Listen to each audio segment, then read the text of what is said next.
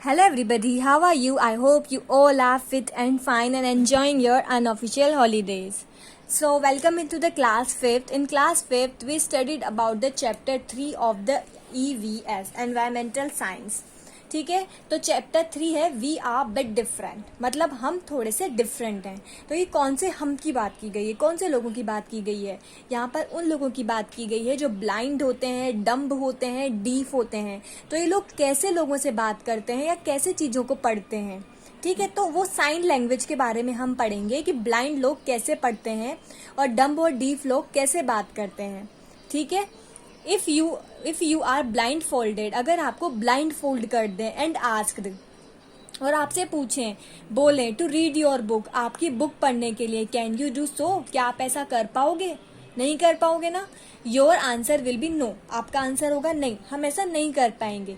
But there are many such people, लेकिन यहाँ पर ऐसे बहुत सारे पीपुल है, कहाँ पर? इन द वर्ल्ड में, हु आर अनेबल टू सी, जो देख नहीं पाते हैं, बट दे गेट एजुकेशन, लेकिन वो फिर भी एजुकेशन लेते हैं. ठीक है, यहाँ पर बहुत सारे पीपुल हैं जो देख नहीं पाते हैं लेकिन फिर भी एजुकेशन लेते हैं. Helen Keller also could not see, Helen Keller एक बहुत बड़ी ऑथर है, अमेरिकन ऑथर, वो भी देख नहीं सकती है. But she is renowned, but वो जानी जाती है एज एन ऑथर के तौर पर. जब कोई इंसान देख ही नहीं सकता लेकिन फिर भी हम उसे कैसे जानते ऑथर, और ऑथर का तो काम ही लिखना होता है बच्चों. ठीक है, वो देख नहीं सकती थी तो वो कैसे बनी फिर ऑथर, वही हम देखते हैं. चलो हम देखते हैं. Those people who are unable to see, वो लोग जो देख नहीं पाते हैं, how would they have read books, वो बुक्स कैसे पढ़ पाते हैं. चलो मैं आपको एक एक्टिविटी देती हूँ, इसमें लिखी भी हुई है. आपको एक थिक क्लॉथ बैग लेना है, आपको कपड़े का बना हुआ एक बैग लेना है जिसके अंदर का आपको कुछ दिखाई नहीं देता, और उसमें कुछ चीजें डाल देनी है, जैसे डिफरेंट पेन्स डाल दो, पेंसिल डाल दो, स्केच डाल दो, ये सब डाल देना है. Ask one of your friend, और अब आप अपने फ्रेंड को बैग दे दो और बोलो कि बैग उसके हैंड में बैग दे दो, और उससे बोलो कि वो अपनी आंखें क्लोज करके इन चीज़ों को आइडेंटिफाई करे. तो वो कैसे आइडेंटिफाई करेगा? वो उनको टच करेगा, टच करके उनकी शेप का पता लगाएगा. ठीक है, शेप से ही तो आइडेंटिफाई कर पाएगा उन्हें. ठीक है, तो how you all identify those items, आप कैसे उन आइटम को आइडेंटिफाई करते हो? You might have identified the item by touching them, आप उन आइटम्स को कैसे आइडेंटिफाई करोगे? उन्हें टच करके. जैसे आपकी आईज बंद है और आपको पता लगाना है ये क्या है, आपकी आईज बंद है, तो आप इसे टच करोगे तो आपको पता लग जाएगा कि ये पेन है, क्योंकि आपको पता है पेन की शेप ऐसी होती है. ठीक है, तो वो लोग भी क्या करते हैं, चीजों को टच करते हैं और आइडेंटिफाई कर लेते हैं. ठीक है, those of our companions who are unable to see, वो लोग जो देखने में अनेबल होते हैं, आइडेंटिफाई अल्फाबेट्स, वो अल्फाबेट्स को आइडेंटिफाई करते हैं. कैसे आइडेंटिफाई करते हैं? बाय टचिंग देम, उनको टच करके, with the help of the particular system, एक सिस्टम की मदद से. This system is called Braille system और ब्रेले लैंग्वेज. ठीक है, वो लोग क्या करते हैं, अल्फाबेट्स को टच करते हैं और उन्हें पता लगा लेते हैं कि कौन सा अल्फाबेट है. ठीक है, और वो उसमें एक पर्टिकुलर सिस्टम काम आता है इस चीज के लिए, उस सिस्टम को अपन बर्ली सिस्टम और बर्ली लैंग्वेज बोलते हैं. ठीक है, आगे बात समझ में. अब अपन पढ़ते हैं कि बर्ली सिस्टम होता क्या है. ठीक है, आप देखते हैं Helen Adam Keller. Helen Adams Keller was an American author. जो हेलन जो थी वो एक अमेरिकन ऑथर थी, पॉलिटिकल एक्टिविस्ट थी और लेक्चरर थी.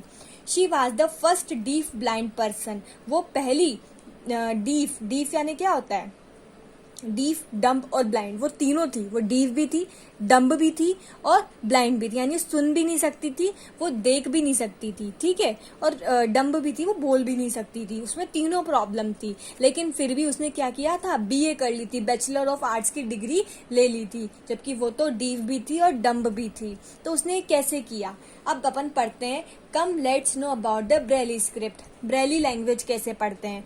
ठीक है, ये ऐसे 3 डॉट्स लगे होते हैं. ठीक है, अब वो आदमी क्या करता है, ये क्या होता है, ऊपर उठे हुए होते हैं, मतलब आप उनको हाथ से फील कर सकते हो. आपकी बुक में तो आप इन्हें फील नहीं कर पा रहे होंगे, लेकिन जो बुक आती है ना इन लोगों की, वो थोड़े ऊपर उभरे हुए होते हैं जिससे आप उन्हें फील कर पाते हैं.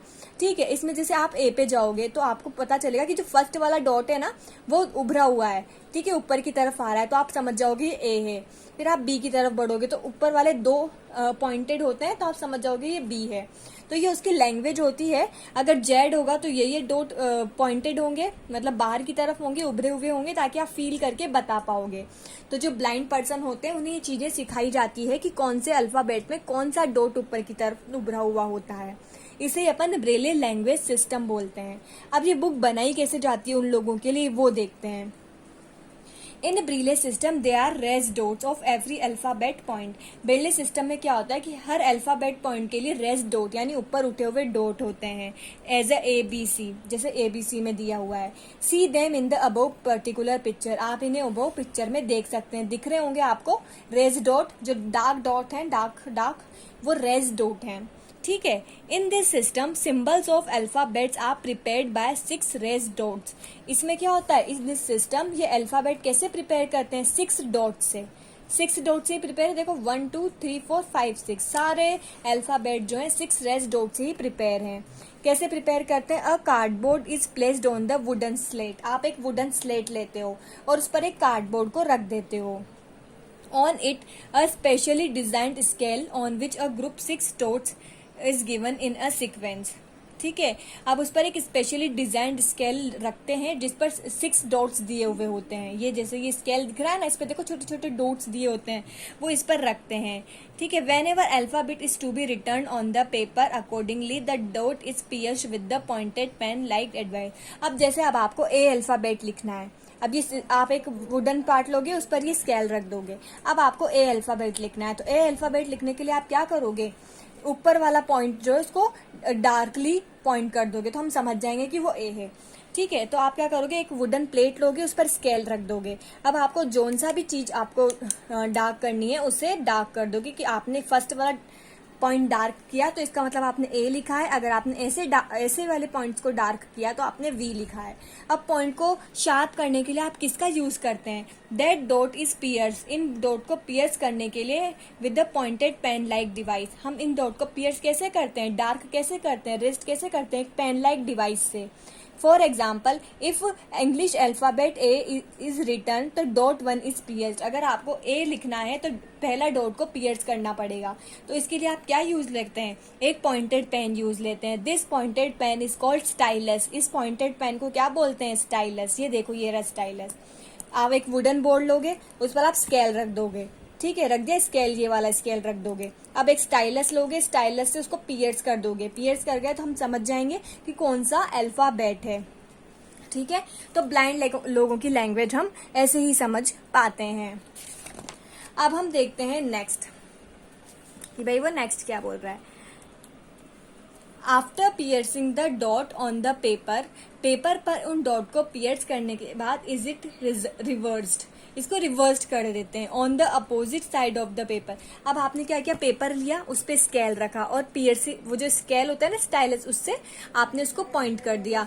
ठीक है। अब आपने स्केल हटा लिया और पेपर को फोल्ड कर दिया। आपने देखा होगा जब भी हम पेन से डार्क लिखते हैं और पेपर को फोल्ड करते हैं तो हमें पेपर के पीछे की साइड उभरा हुआ सा नजर आता है। वैसे ही अब हमने क्या किया, उसको पियर्स किया और पेपर को फोल्ड किया तो दूसरी साइड जो है आपको उभरी सी दिखेगी, आप उसे फील कर पाओगे आंखें बंद करके भी। ठीक है। तो आप देखोगे कि आपने पियर्स करने के बाद आप पेपर को रिवर्स कर देते हो। ठीक है। Raised dots can be felt. आपको जो ऊपर उठा हुआ डॉट है वो फील होगा जब आप उसे टच करोगे। By touching their raised dots, उन उभरे हुए डॉट को टच करके कंटेंट्स आर आइडेंटिफाइड। आप कंटेंट्स को, अल्फाबेट्स को आइडेंटिफाइड कर सकते हो। एक बार और बताती हूँ, आप पेपर लोगे, उस पर स्केल रखोगे, स्केल रख दिया जिसपे बहुत सारे डॉट्स होते हैं, पियर्स यानी स्टाइलस लोगे, पॉइंटेड पेन लाइक स्ट्रक्चर, उससे उसे पियर्स कर दोगे। अब उसको हटा लोगे, इससे कर दोगे, पलट दोगे पेपर को, और जब आप उसे फील करोगे तो आपको पता लग जाएगा कि कौन सा अल्फाबेट लिखा हुआ है। ठीक है।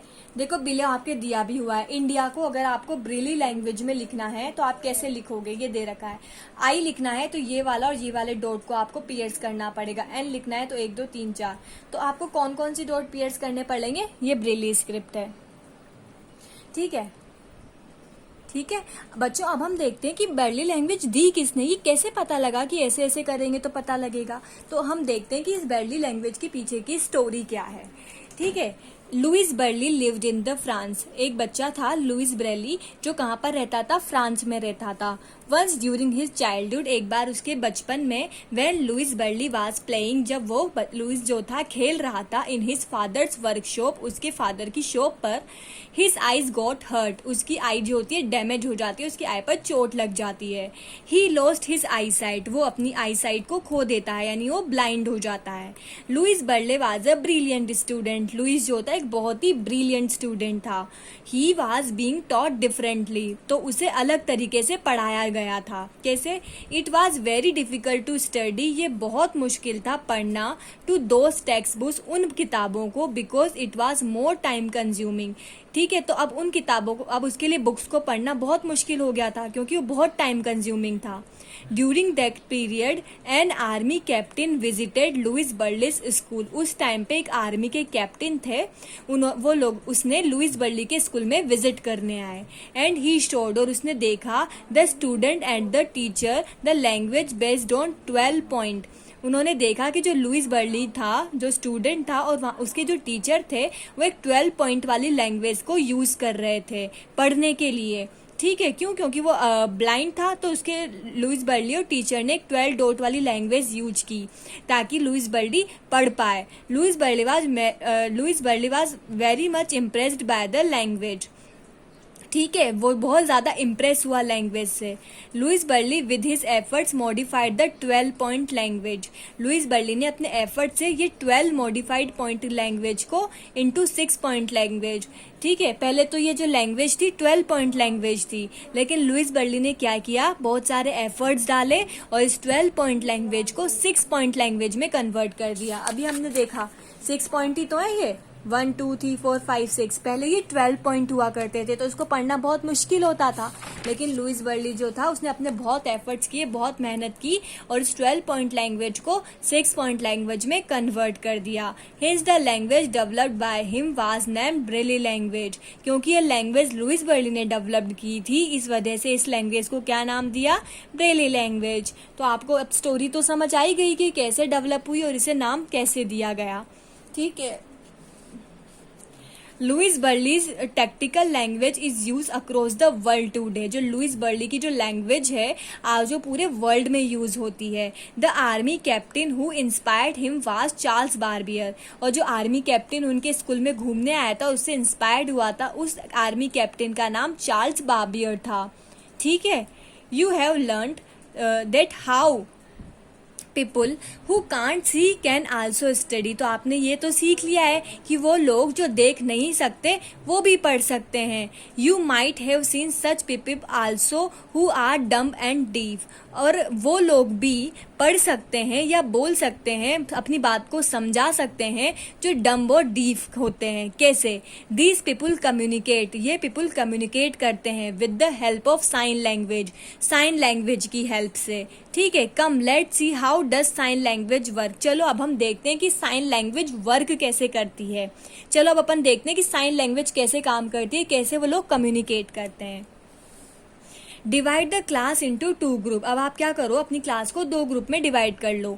और ठीक है, one student from a group has to give instruction silently with his hands only, अब एक स्टूडेंट जो होता है ग्रुप का इंस्ट्रक्शन देता है, चुप रहकर इंस्ट्रक्शन देता है, केवल अपने हैंड्स का यूज करता है।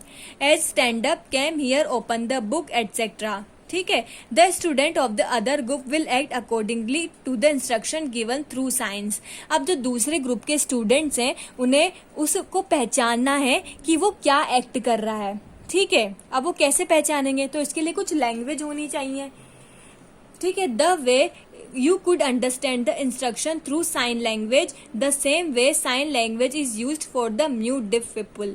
ठीक है, जैसे आप दमशराज गेम खेलते हो तो आपने देखा होगा कि वहां पर आपको एक फिल्म का नाम बताना होता है, तो सामने वाला क्या करता है, आपको एक्ट करके बताता है, तो आप समझ जाते हो कि मूवी का नाम कैसे क्या है। तो उसी चीज को ध्यान में रखते हुए इन्होंने कुछ इंस्ट्रक्शंस डिसाइड किए, क्या कि कुछ इंस्ट्रक्शंस दिए, कुछ साइन डिसाइड किए, ताकि जब डीफ और डम्ब पीपल जो होते हैं ना, वो बिना बोले और बिना सुने भी पहचान पाए कि वो बंदा बोल क्या रहा है। ठीक है, तो देखो ये below the sign language are given, ये देखो साइन लैंग्वेज दी है, जैसे आपको बोलना है ए, तो आप ए ऐसे बोलोगे मुट्ठी बना के। आपको बोलना है बी, बी आपको ऐसे बोलना है, ये देखो ऐसे। आपको बोलना है सी, सी ऐसे होगा, डी ऐसे होगा, ई ऐसे होगा। तो हर चीज का आपको लैंग्वेज दिया हुआ है। तो वो लोग कैसे बात करते हैं, आपने मूवीज वगैरह में भी देखा होगा, वो ऐसे इशारों में अपनी बातों को समझाते हैं। ठीक है, तो ये वही साइन लैंग्वेज दी है। If there are any classmate in your class who are blind, mute or unable to walk, then how could you help them? ये तो अगर है तो आप ऐसा कर सकते हैं। Find out, write down. If differently abled children around you don't come for study, how will you help them? ठीक है, अगर आपके ये क्वेश्चन आपको खुद को करना है कि आपको खुद को सोचना है कि अगर कोई आपके पास ऐसा डीफ डम्ब या ब्लाइंड स्टूडेंट रहता है तो आप उसकी मदद कैसे करेंगे। सोचने वाली बात है कि आप क्या करो। ठीक है, on the map of India paste a thick thread on the boundary of any 4 state. अब आप क्या करो, एक इंडिया का मैप लेना, आप सब ये करना, इंडिया का मैप लेना और कोई से भी 4 स्टेट जो है ना उसकी बाउंड्री पर आप थ्रेड चिपका देना। ठीक है, अब क्या करना, अपनी आईज को क्लोज करना और है ना अपने फिंगर से उसे टच करना बाउंड्री को। तो आपको पता लग जाएगा कि उसका शेप पता के कि भाई ये राजस्थान है, गुजरात है या जम्मू है या कश्मीर है। However, such people around you have achieved success despite their physical disability. अगर आपके आसपास कोई ऐसा पर्सन रहता है जो फिजिकल डिसेबल है तो आप उससे पूछो कि वो कैसे सर्वाइव करता है। Talk to these people and find out how did they face challenge become successful. और उनसे पूछो कि वो कैसे सक्सेसफुल हुए। अब एक आता है सेरिब्रल पाल्सी। ये सेरिब्रल पाल्सी का नाम आपने क्या कभी सुना है? Yes, cerebral palsy. Have you heard this name? क्या आपने कभी ये नाम सुना है? This is a kind of disease. ये एक डिजीज होती है, एक बीमारी होती है। Hand, legs and all other organs of the patient of the cerebral palsy are normal. ठीक है, जो सेरिब्रल पाल्सी का पेशेंट होता है ना उसके हैंड्स भी नॉर्मल होते हैं, लेग, सब कुछ ऑर्गन नॉर्मल होते हैं, but they don't function properly. उसके पास सारे ऑर्गन्स तो होते हैं लेकिन वो अच्छे से काम नहीं करते। The cause of this disease is that the brain of the patient suffering from it has no control upon his organ. ऐसा इसलिए होता है कि जो हमारा ब्रेन होता है ना वही हमारे सारे ऑर्गन को कंट्रोल करता है, लेकिन जो सेरेब्रल पाल्सी का जो पेशेंट होता है ना बच्चों, उसका ब्रेन अच्छे से वर्क नहीं करता तो वो उसके ऑर्गन्स पे कंट्रोल नहीं कर पाता। तो वो हैंड को उठाना चाह रहा होगा ना तो भी हैंड उठेगा नहीं। ठीक है, तो सेरेब्रल पाल्सी की डिजीज में क्या होता है, उसके पास सारे ऑर्गन्स तो होते हैं लेकिन उसका जो ब्रेन होता है ना वो उनके ऑर्गन्स को कंट्रोल नहीं कर पाता। ठीक है, ये डिजीज आपने अगर हो सकता है किसी में देखी हो, बहुत होती है, ऐसा नहीं है। ठीक है, for example he can't pick up the book kept in front of him. ठीक है, अब आप तो चाहते हो कि बुक उठाए लेकिन उसका ब्रेन जो होता है कंट्रोल ही नहीं कर पा रहा, वो बुक को उठा ही नहीं पाता। ठीक है, this disease needs a particular type of physical exercise. अगर किसी को ये सेरिब्रल पाल्सी डिजीज है तो उसको एक पर्टिकुलर फिजिकल एक्सरसाइज करानी पड़ती है। Physical exercise gradually enables the brain to control other organs. ये फिजिकल एक्सरसाइज जो होती है ना ब्रेन को कंट्रोल करती है कि वो ऑर्गन को कंट्रोल करे। The same way there is a different physical exercise. इसी तरह यहाँ पर एक डिफरेंट टाइप की फिजिकल एक्सरसाइज होती है of practice of the speaking and writing too. ठीक है, इनको है ना अभी क्या होता है कि ब्रेन क्या होता है, बोलने को भी कंट्रोल करता है और लिखने को भी कंट्रोल करता है। तो सेरिब्रल पाल्सी की डिजीज जो होती है ना उसमें इसकी भी स्पेशल एक्सरसाइज करवाई जाती है कि उन्हें बुलवाया कैसे जाए और उन्हें लिखवाया कैसे जाए। ठीक है, तो सेरिब्रल पाल्सी की डिजीज में है ना इसकी चीज की भी फिजिकल एक्सरसाइज करवाई जाती है कि वो अपने ऑर्गन्स को कंट्रोल कर पाए, और इस चीज की भी एक्सरसाइज करवाई जाती है कि वो बोले कैसे, लिखें कैसे। It makes the person normal. अब फिजिकल एक्सरसाइज के थ्रू पर्सन को नॉर्मल बनाया जाता है तो ही कांट वर्क, ताकि वो काम कर सके at the normal speed, normal speed में जैसे हम करते हैं। But still he improves to a great extent, लेकिन फिर भी उसको इम्प्रूव होने में बहुत टाइम लगता है। तो जब सेरिब्रल पाल्सी की डिजीज हो जाती है तो different type of physical exercise कराई जाती है। अब इसके क्वेश्चन आंसर हम नेक्स्ट वीडियो में सॉल्व करेंगे बच्चों। ठीक है, तो आज हमारा चैप्टर कंप्लीट हो गया। So stay home, stay safe and thank you everyone and bye bye.